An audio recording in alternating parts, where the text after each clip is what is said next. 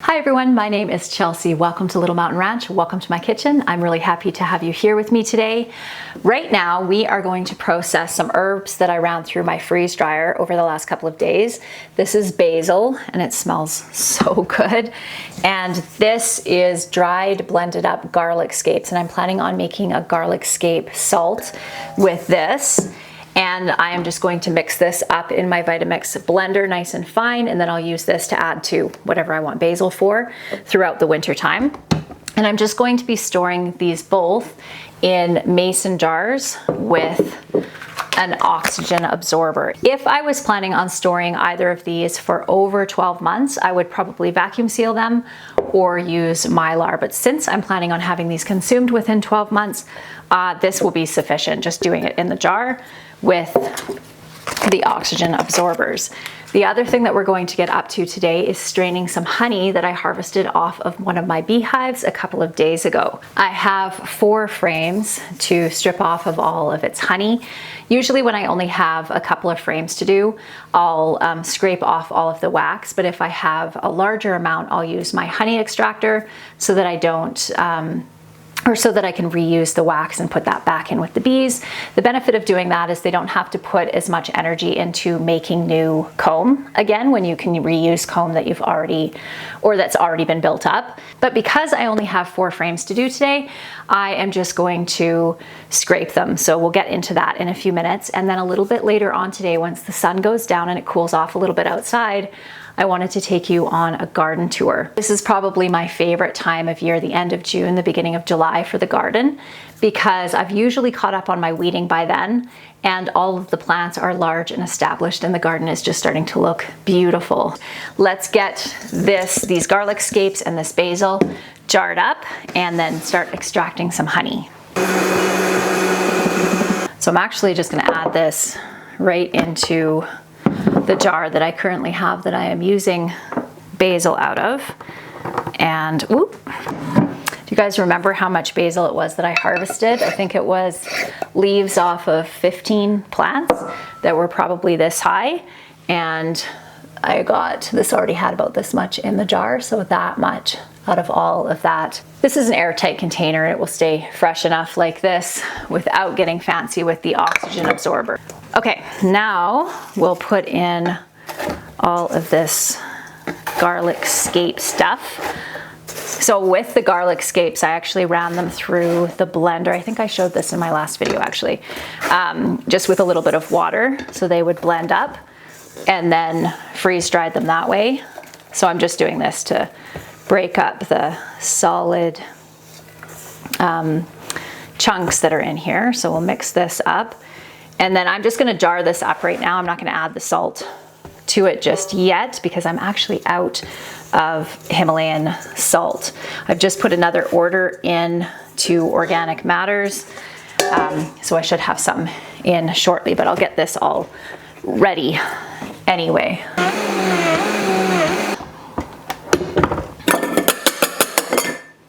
So these are all of my garlic scapes from all of my garlic this year. I don't have a huge garlic patch. I probably have two 20-foot rows maybe, with 4 rows of garlic per row. I'll check when we go out and do the garden tour later, but this is the scapes from all, oh my goodness, from all of those garlics. Whenever I've shown this before, but whenever I am using oxygen absorbers, I try to pull one out really, really quickly and then reseal the container so that I don't ruin the oxygen absorbers that I already have. Where's the best spot to do this? Let's do this over here. So make sure when you're gonna cut it open, if you're planning on resealing it, that you cut it up as high as you can and keep the opening as small as you can too.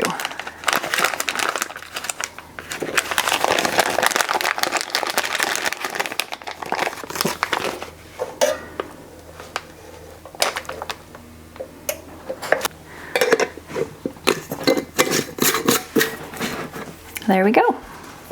So even though I think that I will probably remember that this is garlic scape powder, I am going to label the top of my jar just so that I don't forget, because there's lots of greens that I am going to be freeze drying and blending up like this year. So mark that and then put it into the pantry. Best practice when you are freeze drying using jars is to try to keep as little airspace as possible. In the case of those scapes, I had too many for a half or a pint jar. I probably could have used a pint and a half pint, but either way, I decided to just use the quart jar and it'll probably be just fine. So now we are going to do some honey straining. This is what a honey strainer looks like. So there's a coarser strainer on the top and then a super fine strainer for underneath it. But because I am actually going to be scraping wax, big chunks of wax right off of the comb, I don't want to run that through here. Number one, there's not a ton of space there, but also it will gum this up really quickly. So I am going to filter it through this old tablecloth first before the honey hits this strainer. And I just put it over top of a big pot like this. And then, well, I'll show you once we get to that point. First off, let's get all of this garlic off the counter so that we don't have garlic flavored honey, although I must say I do love some garlic flavored honey. I ferment honey in the fall, or garlic in honey in the fall, to use as an immune booster during the winter, and I've had great success with that. But today's honey is going to be for tea and for baking, and we don't want it tasting like garlic. Okay, so what I'm gonna do is put my frame of honey, isn't that beautiful, in my pot here, and then I'm just going to scrape it off. Some flies buzzing around already. You'll notice here that there is a section of this frame that's not fully capped. So this is called capped honey, where the wax is over the top. This is uncapped honey. And normally you wanna wait until the majority of your frame is capped before you take it off the hive, because there's a lot of moisture in this uncapped honey, and what the bees do is they actually fan it off and evaporate the moisture off, and once it hits the right level of moisture, which they miraculously know, they will cap it over and store it for the winter. You can absolutely use honey that's not capped like this, as long as it's really close to being capped. Oh my gosh, that's really good honey this year.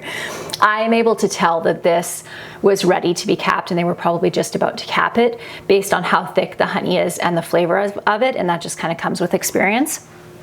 But normally you do want to wait until it's either fully capped or maybe just a tiny little bit of it is uncapped. The risk of straining honey and storing honey that's not capped is because there's a lot of water in it. It can actually ferment your honey. So what we're gonna do is use a pretty heavy duty, oh my goodness, look at that, isn't that beautiful? Spatula, and we're gonna scrape off all of the wax and all of the honey off of this board. And thankfully for me, it's nice and warm in here right now, and this is coming off very easily.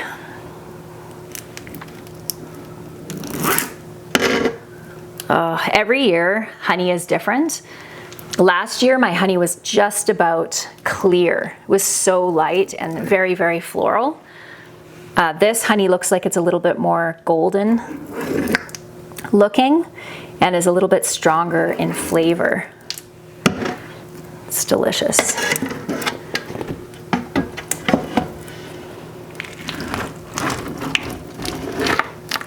And then what I do with these frames that still have a bit of honey on them is I go and put them ways away from my hives, because I don't want to attract other bees and bugs coming in to where my beehives are. And then the honeybees will actually come and clean all of this honey right off for me.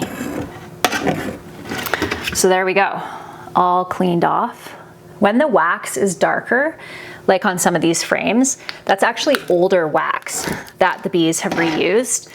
Brand new wax that they've built up from the year that you're harvesting from will be really light, almost white. But if I'm using my extractor and the bees have the chance to reuse the frame, over the years it does tend to darken up.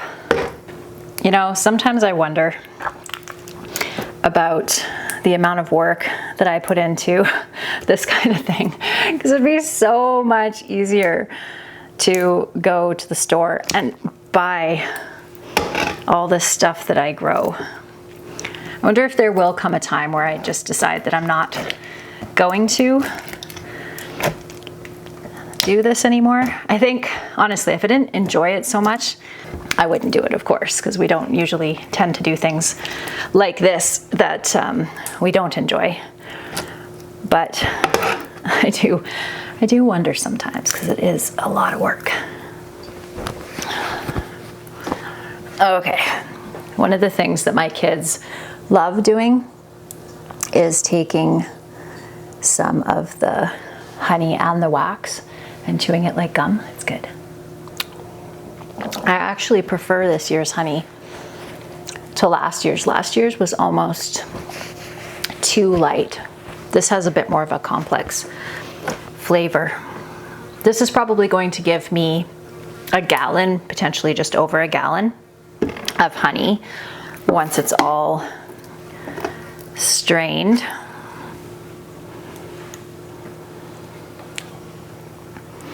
So now I am going to fill up this with honey, and then I'm going to hang it above this other strainer here. And it's nice and warm today, so this should strain through nicely. And I'll show you this evening what we end up with. Now we get super high tech, and we use an old mop handle.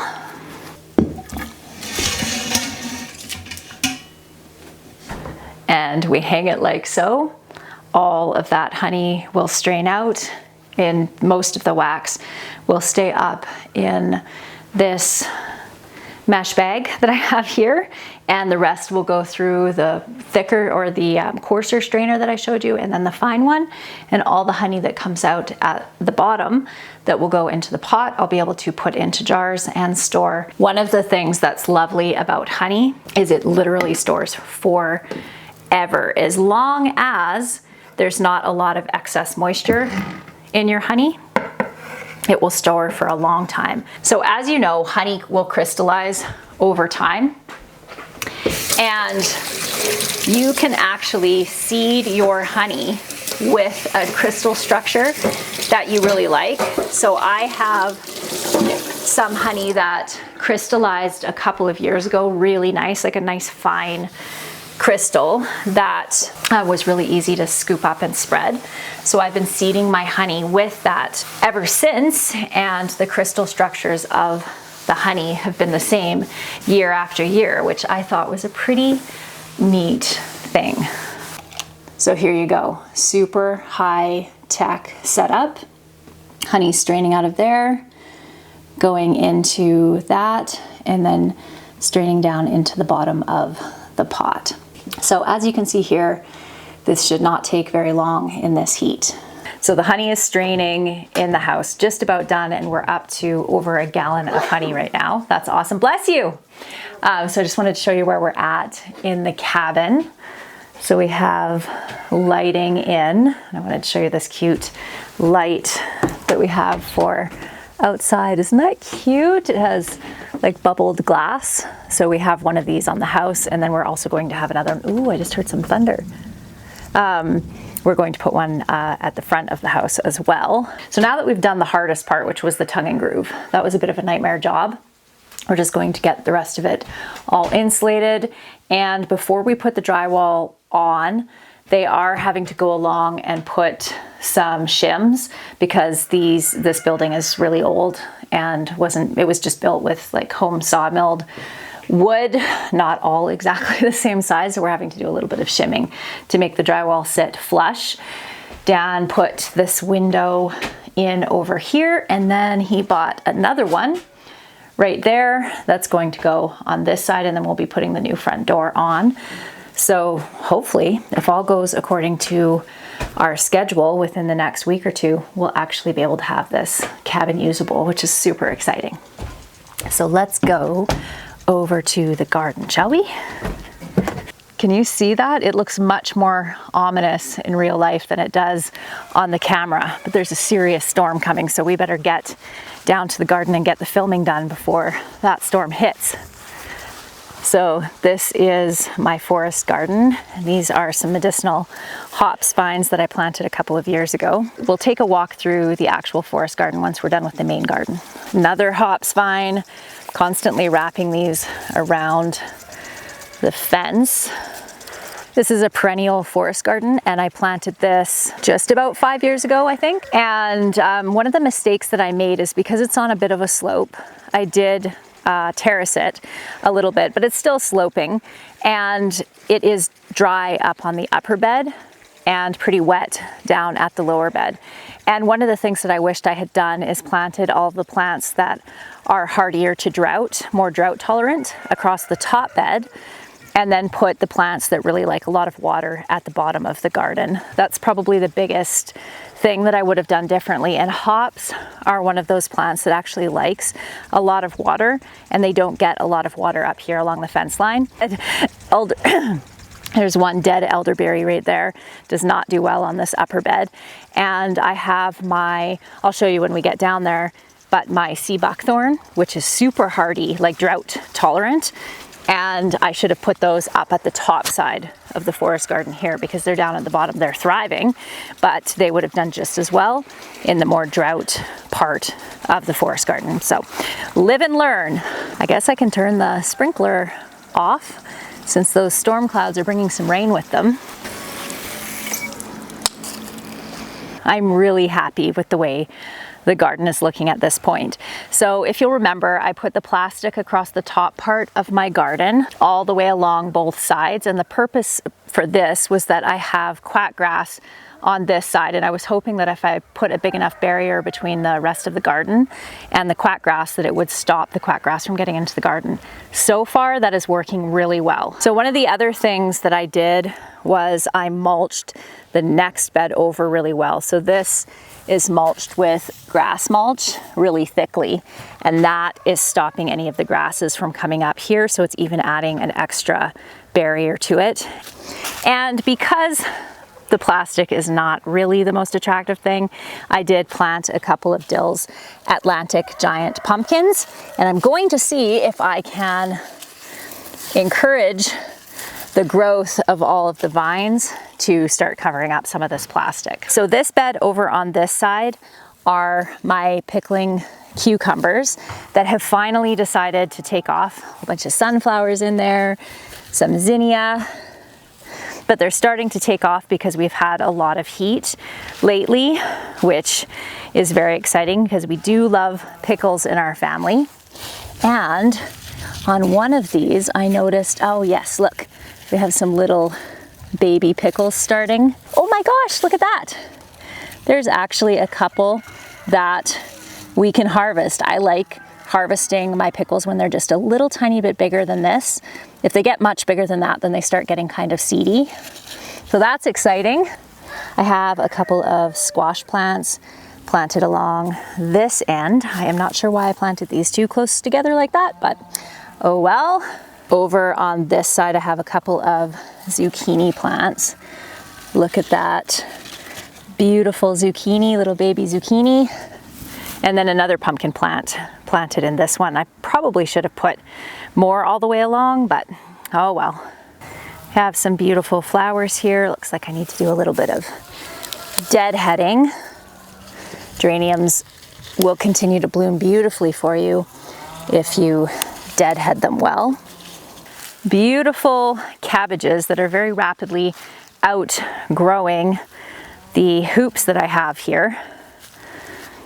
These Savoyed ones, aren't those just beautiful? So beautiful.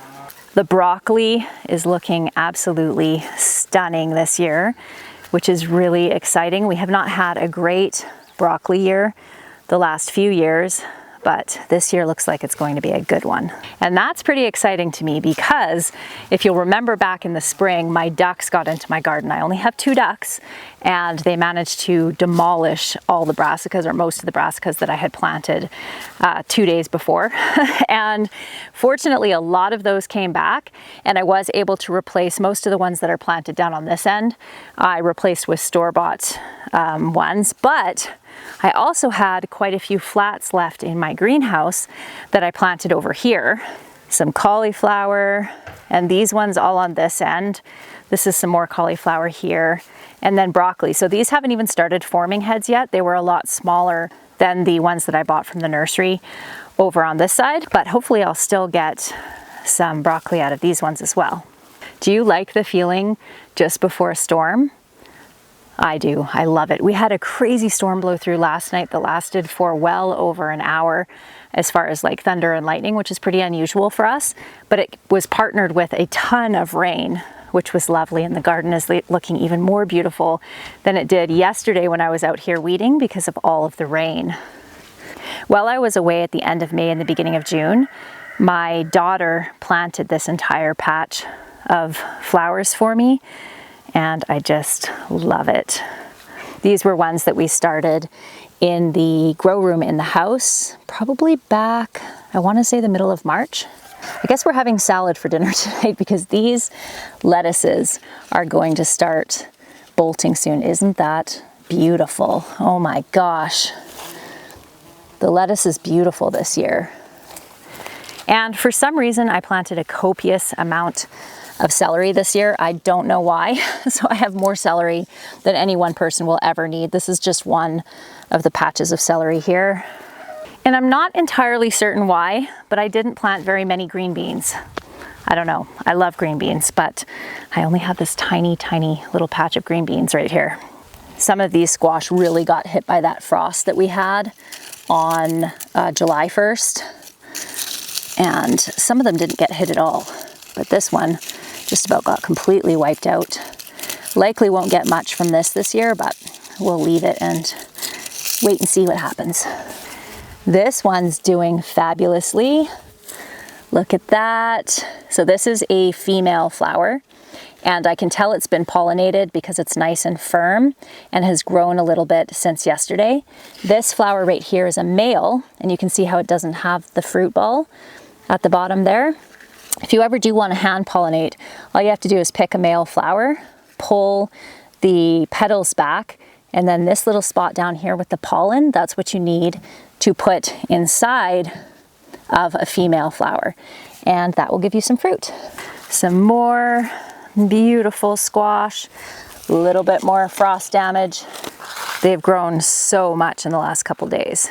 Giant red acre cabbages. These cabbages are coming on really nicely. These are green acre. And cabbages and cauliflower going all the way down there. This row right here, this was one of the rows that got really eaten by the ducks. And as you can see, it's kind of spotty because some of them were completely killed, like right here. And so I've just gone in and planted some beets in the spaces where there aren't any of the larger plants. Cauliflower, some more beautiful cabbages, kale, beautiful. Look at that. Oh my goodness. I have 2 piglets left. So as you know, over the last few months, we've been getting out of pigs. So we've butchered a whole bunch of pigs a couple of months ago. Was that a month ago already? No, like a month ago or so. So we still have 2 piglets left from the litter of 5 that we had. It's just been such a crazy month that we haven't really been organized when it comes to selling them. So we might keep them and raise them up for meat for the fall, or we might sell them. We'll see what happens. But at this point, we're down to 2 pigs, which feels really good. This one over here is one of my favorite rows in the garden just because it looks so beautiful. But I do have a bunch of radishes in here that I was considering letting go to seed, but they are right in with my celery here. And this celery, I want to have enough space so it can grow out really nicely for me to be able to harvest it. So I'm going to pull out all of these radishes and give these to the pigs. We're not huge radish eaters here, so I'll clear these out and then get the weeding done in between these rows, and then they'll have lots of room to grow nice and big. Snapdragons are starting to flower in behind, looking gorgeous. The herb bed in front of the greenhouse is going bananas. It looks so beautiful. Look at that sage. Isn't that gorgeous? And the straw flowers are blooming. So one of the things I've noticed about straw flowers, because I haven't grown them before, is that they'll start to open like this and then they actually close up again. So I haven't yet seen one all the way open. So hopefully that'll be happening soon. It looks like they're all pretty much the same color that are coming on, this kind of pink color here. Definitely can start harvesting this parsley now. It is very happy, very, very happy. We have chamomile blooming over here. So incredibly gorgeous, just so beautiful. All my little ornaments are getting buried in here. So pretty. Look at that oregano. A little bit of thyme in there, kind of getting choked out by this oregano. My garlic bed here and my garlic bed here are going to be ready to harvest probably in the next couple of weeks. Usually I like to wait until the bottom 4 or 5 leaves have died back completely before I start harvesting. Next to that, we have some gorgeous onions. These are red wing onions. Look at how beautiful they're already looking. And a whole bunch of volunteer abundance kale. I had an abundance kale plant planted here last year and it self-seeded everywhere. So this row up here, that row, this row, and this row are all those onions that I planted during that heat wave in May. And I was really worried that they were going to be killed off by that heat because they were just little teeny tiny ones, but they are thriving. They look absolutely fabulous. Over here, we have leeks growing, looking beautiful. We have carrots in this row, and down the middle, I have some beautiful rainbow poppies planted. And over here, some absolutely stunning cauliflower. Look at that. This is a self-blanching cauliflower, so you can see how the leaves are huge and they're growing up right around the cauliflower flower itself. And why this is so awesome is because if, like I mentioned in my last video, if the sun hits this, or even too much rain actually, it'll start to yellow or turn a little bit purple. And this helps to protect the flower from the sun. Oh my goodness, look at these plants. We have some broccoli in here. So this row that I have down at the bottom of my garden, as you can see, it doesn't have any row cover on it. Oh my goodness. Look at that. Wow. Oh darn it. I just put dirt all over it. I am going to pick that and we are going to have that with supper. Look at the size of that. It's beautiful. There's another one there. Oh my goodness.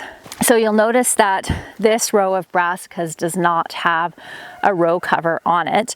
I did order a row cover for this one, but it never came in the mail. So I'm just having no row cover on that one. And this is actually only the first year that I've ever covered my brassicas to protect them from the cabbage moth.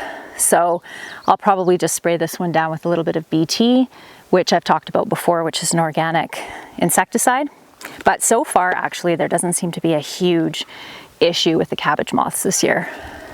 The air just shifted and the temperature just dropped, which is good. It's been really, really hot today, over 33 degrees Celsius, and the wind just picked up too. I better hustle. So we'll do the forest garden and then we'll go into the greenhouse. And since at least if it starts raining, we're protected by the greenhouse. I love this so much. So I've shared this before that I have comfrey planted all around my fruit trees. And I'm not sure if this shows up well, but this comfrey plant is planted right around the base of it, and the leaves were up about this high. And then about a week, 2 weeks ago or so, I came and stomped it all down. But the flowering parts are in a ring all the way around here, still blooming and feeding the bumblebees, but the plant matter itself is acting as a mulch around my fruit trees. So I've done that around all my fruit trees, and I think it looks so cool. This is a sour cherry tree here, and it has tons of cherries on it. Not quite as many as it had last year, but still a good amount. So this is the entrance to my forest garden. So there's 3 30-foot beds, 1, 2, and 3 across the top, and they are filled with an assortment of berry bushes, medicinal herbs, fruit trees, lots of flowers for good measure.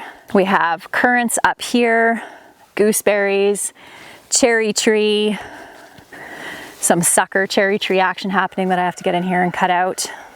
Beautiful sea buckthorn, bee balm or oregano, wild oregano. Some beautiful peonies that are still blooming over here. Lots of yarrow, columbine. This is the other side of that apple tree that I was just showing you, with all the comfrey all the way around. This gorgeous girl here, this is an absolutely gigantic sea buckthorn. So one of the things to know about sea buckthorn is they do grow, as you can see, enormous. And they also will send out suckers. And somewhere along here, here's one here. So this is a sea buckthorn sucker. So you do need to stay on top of these because it will spread all over the place. This is a beautiful echinacea. Apple tree, apple tree, apple tree, apple tree. There's a dwarf cherry tree right there, and a serious amount of raspberries. I made a mistake this last fall, which I have not made before, and I deeply regret doing it. And I did not go in and cut out all of last year's, you can see all these right here, all of last year's canes. So it is an absolute mess in here. You can't even see the pathways. It's completely taken over. Spreading raspberries will also spread. We can't even get through this path right now. So I'm gonna let these do their thing. As you can see, they're absolutely loaded with raspberries. And then I'm gonna come in here and get ruthless and whack a whole bunch of them down. I'm going to use a lot of the canes that are spreading everywhere else to make another raspberry patch a little bit further down the garden area down in behind here. And the other thing is I have a dwarf cherry tree in between my absolutely gigantic sea buckthorn and my raspberry patch. So that wasn't really excellent planning. So I am going to cut down this sea buckthorn on this side so that this doesn't get completely choked out, and do the same thing on this side with all of the raspberry canes, just so that this little plant can continue to thrive. It looks pretty happy, all things considered. Last year I had an absolutely amazing elderberry year. This year, not so much. As you can see, I didn't prune off all of last year's growth either.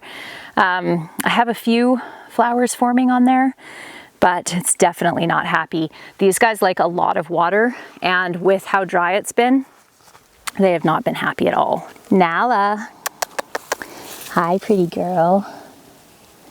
How you doing, honey? Sweet kitty. Nala is my garden kitty. She loves being out in the garden with me. Let me see, what do we have up over in the upper bed? We have some more cherry trees up over there. This right in back over here is a lilac bush that was supposed to be a honeyberry, but it looks so beautiful there, I've decided to leave it there. It is definitely a jungle in the forest garden now. It looks a lot like I imagined that it would look in my mind when I planted it, and that makes me really happy. Okay, let's head back out into the vegetable garden and down to the high tunnel. From an aesthetic perspective, I just love coming out here because it looks so beautiful and it's very calming to my soul. But also when I look around this and I can see all of this food growing, that sure, I planted the seed, but nature has done her thing, and it's just so beautiful. so incredibly beautiful. Fills my heart with so much joy and peace, and that's something that I could really use in my life right now. So I'm really, really grateful for my garden this year. Deeply grateful for it. On our way past the little greenhouse, which is really starting to need some maintenance, this was the first video that we ever filmed for our YouTube channel, was building this 5 years ago now. Is that right? Yeah, 5 years ago. And it's definitely starting to need some maintenance. The door blew off in a windstorm a little while ago, and I haven't bothered to put the door back on. But in the front of it here, we have mint down over here. This is tarragon, Russian tarragon. It's massive. If you ever plant Russian tarragon, make sure that you give it a lot of space because it's huge. Some beautiful columbines here. We have some horseradish over here. Okay, down to the high tunnel. I haven't done any more work on the high tunnel since we were there together a couple of days ago with doing all that pruning and that trellising. So it's even more of a jungle than it was when you were here with me last time. I can't even get through the main pathway here. Look at this. This is the path that we should be able to walk down, and I guess we can kind of get in underneath everything there, but it's a jungle. Over on this side is a little bit more doable. So this is the row that we trellised 2 days ago, right? I think that was 2 days ago. Definitely looking much better, and we can actually get through. Most of the tomatoes that are on this side are bush tomatoes. You can see how much shorter they are. I haven't pruned these ones back or anything. So these ones will be fine to keep growing without a lot of other work on my part. But I most certainly need to deal with this situation. And this side's also not too terribly bad, but that's because I have the peppers on one side and the tomatoes on the other side, but still could use some trellising for sure. So you remember all of the sunflowers that I've talked about several times about moving? Well, I didn't move them. Nope. So I have a ton of beautiful sunflowers that are going to start blooming fairly soon here. There's another bunch of them over this way, and a couple more hiding in over here. So it's going to look really pretty in here in a couple of weeks. Okay, let's see if we can make it down through here. Oh, it's not too bad once we get past the sunflowers. Oh my goodness, look at that. Look at how wild this looks. I have to admit that there is a part of me that would kind of like to just leave it and see what happens, because it just looks kind of wild and unkept and jungle-like. And it's kind of a vibe that I am liking at the moment. It's making me happy. It's gonna give everybody a little shake. So I do have the doors and the sides open here during the day, so we get lots of pollinators through here. But just to make sure that all of the tomato plants are pollinated, I just give my trellising a little bit of a shake. And like I've explained, ooh, there's a lot of mosquitoes in here. Oh my gosh, can you see them flying around me? It's because it's cool in here and hot outside. But the flowers have both the male and female parts on them, and they just need a little bit of shaking in order to get the pollen onto the right part of the tomato. Oh, look at this. I have some volunteer beans climbing up the trellis and the tomato plants. Look at that. I can never remember the name of these beans, but they're my favorite beans. They were sent to me by a subscriber probably 4 years ago, and I didn't get around to actually planting any this year, so I'm happy to have a couple of volunteers. Well, since the storm's rolling in, let's close up the high tunnel so the wind doesn't blow things apart. So maybe there's hope for peppers in the end anyway. While we do have tomatoes forming on here, we don't have any blushing as of yet. And I think it was last year I had ripe fruit in the beginning of June. So this is not looking very promising. It's beautiful though. I'm just trying to look at everything from a positive perspective because it's been such a hard spring for so many reasons. I I'm just trying to take it all in stride. And if worse comes to worse, oh my gosh, the mosquitoes. But if worse comes to worse and I don't end up with a great tomato harvest, I am lucky enough, and I'm grateful for this, to be able to be in the position to go buy tomatoes for canning for the fall. And I'm very grateful that that is my reality, because I always think about other parts of the world where if a crop is lost, it can really mean the difference between being able to feed your family and not being able to feed your family. So I'm really grateful to live during a time and in a part of the world where that isn't my reality. Storm is getting closer. Sometimes I wander down here after supper time and I just get lost in the garden for hours, just, you know, puttering here to there, doing a little weeding here, a little harvesting there. But I really need to get up there, get that honey jarred up. Honey does absorb moisture from the air quite readily, so it's a good idea to get it put into airtight container as soon as you can. Look at this. So this is a sage plant that overwintered, and this is an oregano that overwintered. And do you remember a couple weeks ago when we cut this just about right down to the ground? And it has come up again beautifully. So I'm kind of wondering if maybe I should harvest. I'm just pulling off the flowering parts right now. But I'm wondering if maybe I should do a harvest on this and get it put into the freeze dryer. We'll get that honey put into jars, and then I might come back out and grab some of those herbs and get those into the freeze dryer. Basically trying to run my freeze dryer every time I come down to the garden. I try to remember to bring my Rue apron with me. It's a harvesting apron that I got a little while ago that I love, and fill it up with something and get it into the freeze dryer. But lots and lots of honey in there, so I'm gonna go grab some jars and get this honey jarred up, and I'll let this drip out overnight so we can get every last bit of honey out of this wax. You move this over as soon as that's full. So there we go. We have 4.5 quarts, which is fabulous, and that is out of 4 frames of honey.